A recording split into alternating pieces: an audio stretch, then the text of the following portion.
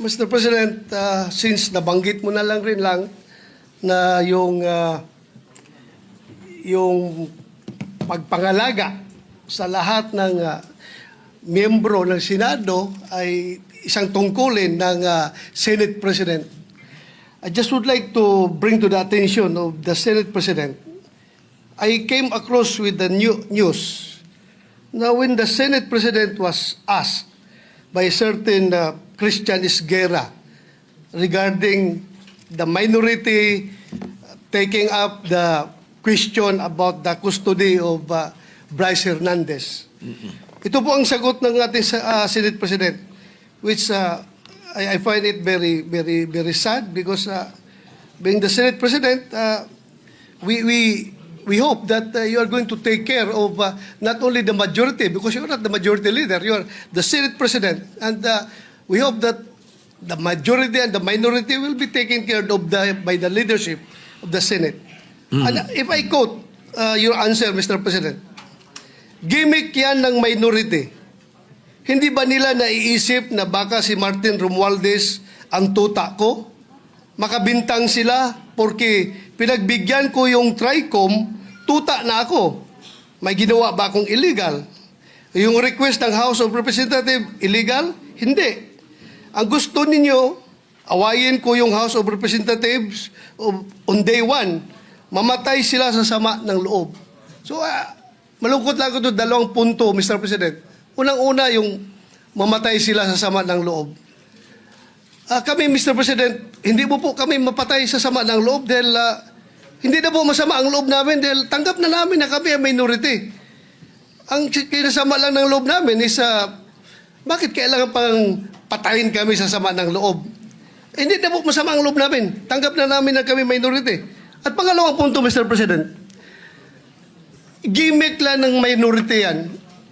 Ang Senado po, hindi po ito noon-time TV show na puro gimmick ang ating tinitikap dito. Kami po ay nag-raise dito ng legitimate issues which requires legitimate attention. So, Mr. President, ako po ay nalulungkot, which brings me to my parliamentary inquiry, Mr. President, na yung si Bryce Hernandez, yung kanyang custodiya was transferred, physical custody, I'm talking about physical custody, was transferred from the Pasay City Police Station to the Senate Sergeant at Arms room. Through yung from correction, from Camp Crame to Pasay, it was done through plenary action. Now, lately we heard that he was again transferred from Pasay to the Senate without plenary action.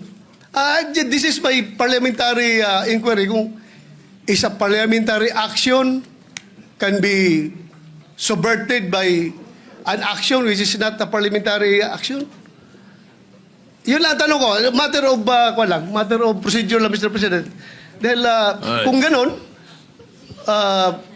kailangan klaruhin natin yung ating rules. Thank you, Mr. President. Before I recognize the majority leader to place on record the recommitment of Mr. Hernandez, when I said mamatay sila na sama ng loob, we were addressing the trolls because it was the trolls who were saying something to that effect na misunderstood nila completely. No? I'm not supposed to do this. I'm not supposed to answer you here in the rostrum, but I cannot help but do that because you took the floor and parang sinisita mo yung Senate President, which is very unparliamentary. But nevertheless, I will answer you. Like, for example, yung sinasabi nila na sumunod daw ako kay Martin Romualdez. Just because I mentioned that Martin Romualdez called me, does not mean that ako'y sumunod sa kanya. The request was coming from the House of Representatives. And the request was to retain Hernandez in Congress. At doon ako hindi pumayag. Is that being tuta? So you cannot help but also think na sasama ang loob ko pag binibintangan ako ng salita. Hindi po ba? So, ayun. Anyway, mabuti na yung masagot natin yan. At sinasabi ko sa kanila, yung mga trolls, yung mga sinasagot namin. Ngayon, to answer the issue of Mr. Hernandez, the majority leader may read the recommendation or the recommitment of Mr. Hernandez to the Senate custody. Yes, Mr. President. Mr. President, with the permission of the body, we made a study on the action that transpired the last 2 days on the recommitment of Bryce Hernandez dito po sa atin sa Senado. To put on record, this is how it transpired. Last week, it was requested by, of course, the House of Representatives that we detain him in the House of Representatives. Hindi po kayo pumayag. Ang sabi nyo, kung ganun po ang gusto ni Hernandez kasi ayaw nyo pong bumalik dito, ang sinabi mo, hindi pwede. Dapat neutral and safe area doon po sa PNP Custodial Center. So nagkaroon po tayo ng debate dito dahil it was our distinguished colleague Senator Marcoleta who raised the issue that why was he put in the PNP Custodial area and not to the Senate Detention Facility, which was seconded by many of the members of the minority. A debate ensued. After the debate, I asked for a minute suspension and we all suggested na sa Pasay City Jail na lang po dahil malapit po sa Senado. Pero let's not forget the fact that originally, the position of the minority was to bring him back to the Pasay City Detention. It was only I who made the recommendation during the break that we keep it in Pasay City Jail because I approached the minority and you all agreed to my recommendation. And then after we started the session once more, the motion was done by the minority, graciously done by the minority, to move him instead to the Pasay City Jail.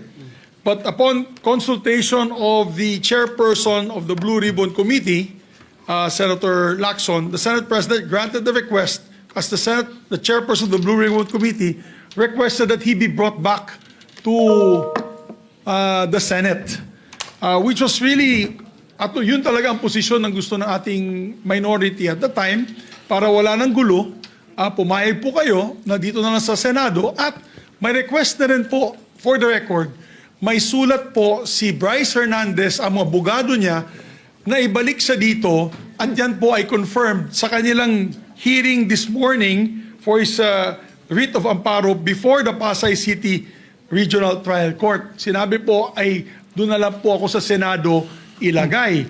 So, the Senate President acted on the request na gusto ibalik na lang po dito. Tayo naman po ang may